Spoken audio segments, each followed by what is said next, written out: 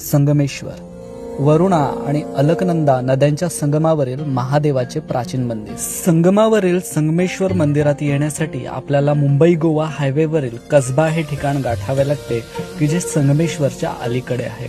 इथून गावातून एक छोटा रस्ता या पुलावरून या संगमेश्वर मंदिरापाशी येतो। चालुक्य घराण्यातील धनुर्धारी राजाला नाग, कर्ण आणि सिंहण असे 3 पुत्र होते।